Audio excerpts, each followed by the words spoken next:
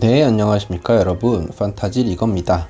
영상 시청에 앞서서 구독과 좋아요 부탁드리겠습니다.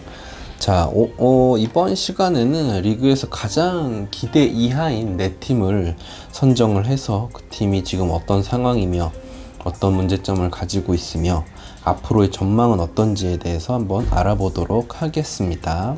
첫 번째 팀입니다. 우리 모두가 사랑하는 팀이죠. 골든 스테이트 워리어스를 알아보도록 하겠습니다. 워리어스 현재 5승 7패입니다.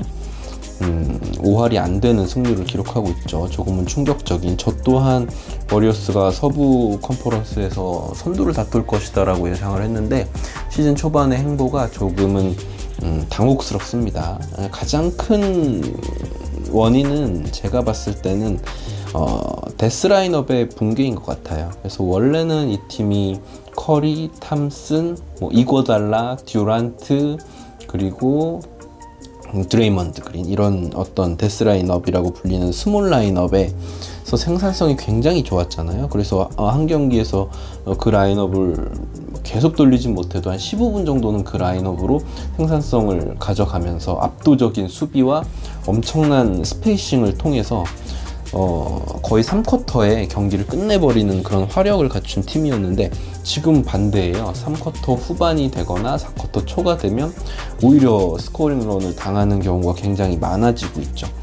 가장 큰 이유는 이제 오늘 경기에서 보면 클러치 라인업이 커리, 탐슨, 위긴스, 그린, 루니 일단 이렇게 나오더라고요.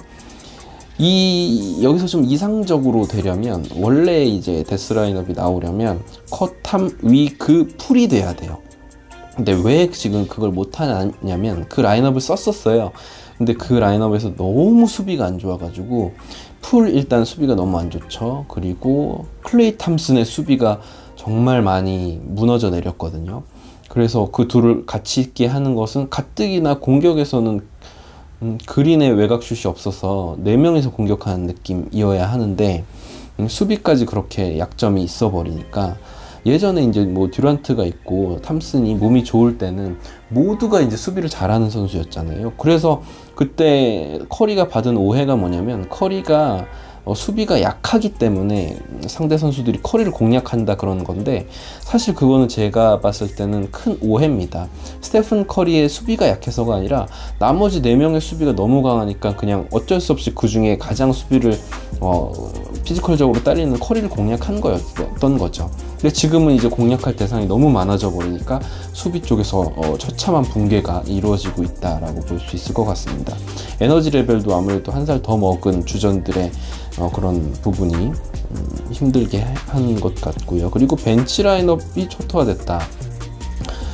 오토 포터 주니어와 게리 페이튼 2세가 지난 시즌에 보여줬던 에너지 레벨과 중요한 상황에서 진짜 가끔 오토 포터 주니어의 모습은 듀란트 부럽지 않을 정도였거든요. 워낙 본인이 스스로 만들어낼 수 있는 프롭 점퍼 같은 거에 능한 선수고 수비력도 워낙 좋은 선수라서 벤치에서 상당히 힘이 됐어요. 그리고 이고달라도 지난 시즌에는 그래도 짧게 나오면서 어떤 코트 위에서의 지배력을 보여줄 수 있었는데 이제는 더 이상 그럴 수가 없는 노릇이니까요. 그러다 보니까 이제 벤치 생산성 완전히 무너져 내렸고요. 벤치에서 나오는 와이즈먼이나 코민가 같은 선수들이 전혀 이 팀에서 원하는 역할을 해주지 못하고 있기 때문에 지금 이런 상황이라고 볼 수 있습니다. 자, 그리고 클레이 탐슨의 수비력 저하와 야투 저하. 야투는 지금 시즌 12경기를 치르는 동안 30%대예요. 물론 이제 클레이 탐슨이 3점슛 넣고 이러면 막 벤치에서 일어나서 환호하고 이러는데 그게 얼마나 지금 비효율적인 공격 수단인지 기록으로만 봐도 알 수가 있습니다. 딱 제가 동네 농구를 하면 이렇거든요. 수비 되게 못하고 다리 느려가지고 수비 잘 못하는데 노마크가 자주 나요. 잘 못하니까. 그래서 노마크 할 때 패스 받아서 던지면 잘 안 들어가요. 근데 제가 왜 끼냐 거기에, 그냥 친하니까 거기 끼는 거예요. 물론 탐슨이랑 친하니까 거기 껴준다 이런 얘기는 아니지만 잘 생각해야 될 것 같아요. 그러니까 탐슨이 받고 있는 연봉, 그런 샐러리, 혹은 지금까지 해왔던 위상 때문에 탐슨의 지금 경기 출장 시간을 어느 정도 보장해 줘야 되는 상황이라면 그건 아마도 워리어스 입장에서는 굉장히 골치 아픈 부분일 것 같아요.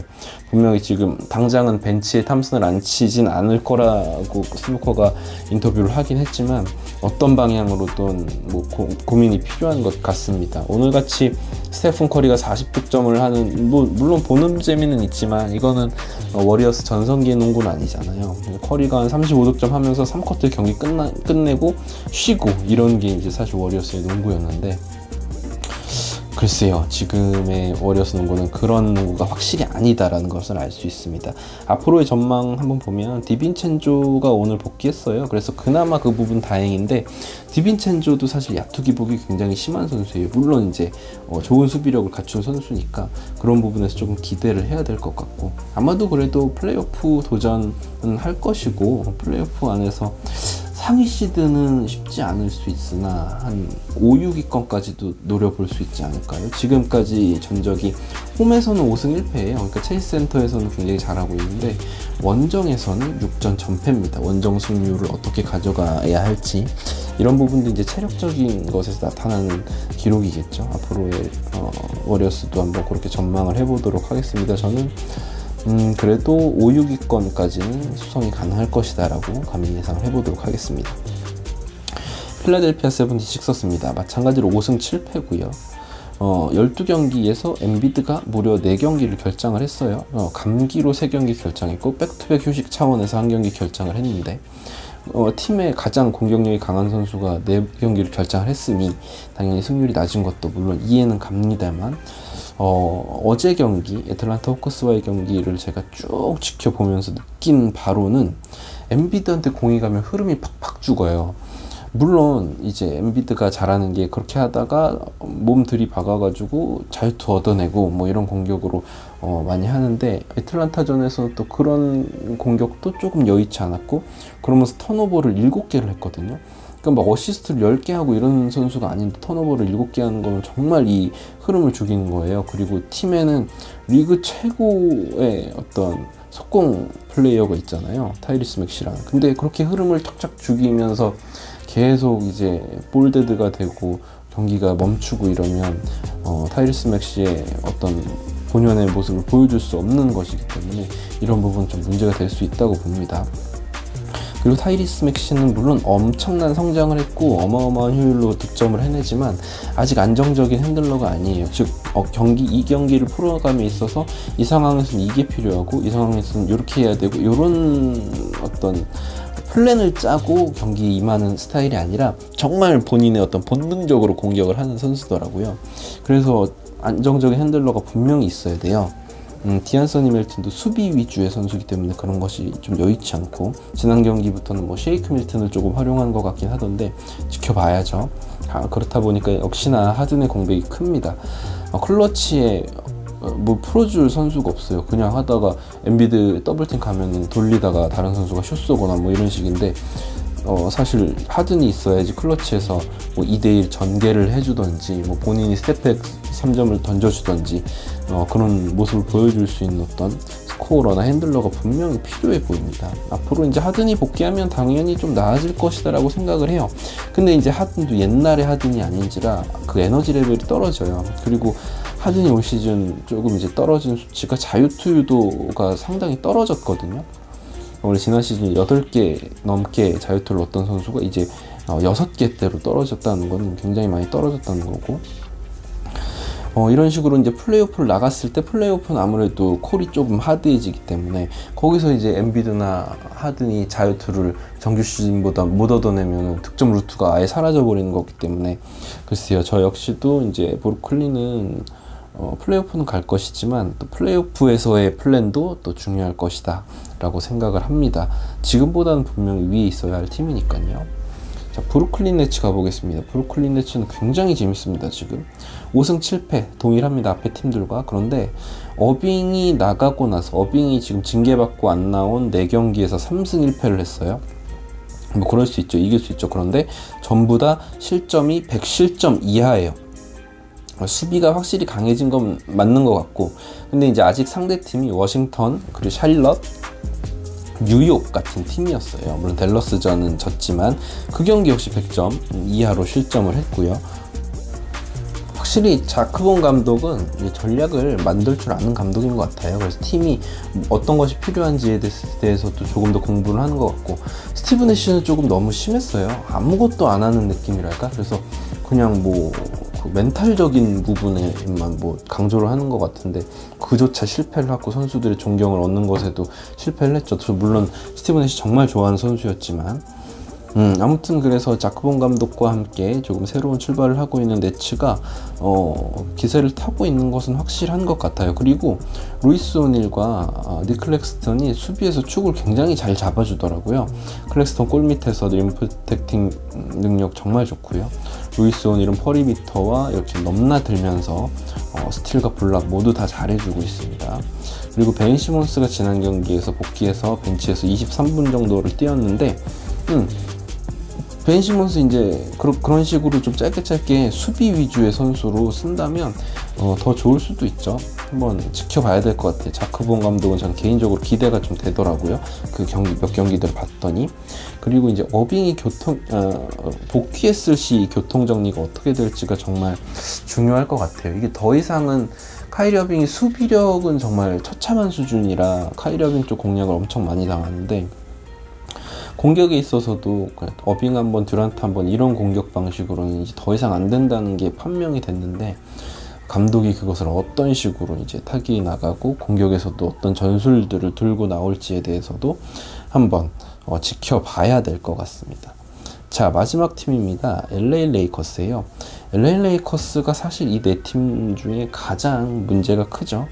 레이커스의 가장 큰 문제는, 물론 우리가 3점슛 성공률도 이야기하고 여러 가지 이야기를 하겠지만, 일단 르브론 제임스가 나이가 많이 들었어요. 그래서 지배력이 전혀 없습니다. 이제는 야투율도 거의 커리어 로우고요. 평균 득점도 줄어들었고 3점슛 성공률도 정말 처참한 수준이에요. 이게 그냥 실력이 줄었다 이런 게 아니라, 이제 당장 경기에서 뛰는 체력이 저하가 되니까 슈팅도 부정확해지는 거죠. 르브론 제임스도 알고 있을 겁니다.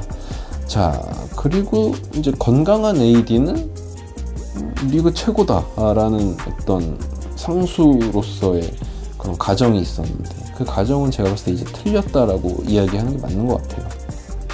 앤서니 데이비스 지배력이 전혀 없습니다. 물론 스탯은 좋아요. 스틸도 좋고 수비에서의 공헌도도 좋죠. 근데 이제 오늘같이 르브론 빠진 경기에서 앤서니 데이비스가 혼자 공격을 해야 된다. 물론 질 수는 있어요. 질 수는 있는데 본인이 뭔가 이렇게 만들어내고 우격다짐을 하고 이래야죠. 마치 야니스 안테토쿤보처럼 말이죠. 조엘 엠비드처럼 말이죠. 그렇게 이제 들이받고 어떻게든 해보다가 안 되는 거는 그게 1옵션의 숙명인 건데, 전혀 그러지를 못하는 모습이에요. 그래서 둘이 상수였으나 이젠 아닙니다.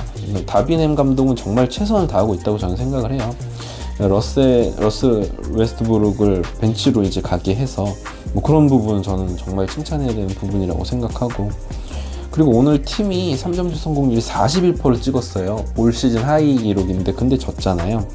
그거는 이제 3점슛 성공률, 물론 41%를 찍으면 다음 경기에서는 이길 확률이 높겠죠. 그렇지만 41%를 찍을 확률이 정말 적다라는 부분이고, 로스터가 일단 약합니다. 그게 이제 팩트예요. 이 지금 로스터로는 경쟁력이 전혀 없다고 보셔도 됩니다. 다른 팀 에이스들이 우리 팀 에이스보다 강한데 어떻게 이기냐고요. 사실 과거의 영광에 취해서 지금 그러고 있을 그게 가장 슬픈 일인데, 사실 연봉을 가장 많이 받는 르브론 제임스와 앤서니 데이비스와 러셀 웨스트브룩이 그 돈값을 전혀 못 해주고 있는 실정이라 사실 가장 암울하고요. 2주 안에 어떤 결정을 하겠다라고 수뇌부에서 이야기를 했다고 하는데,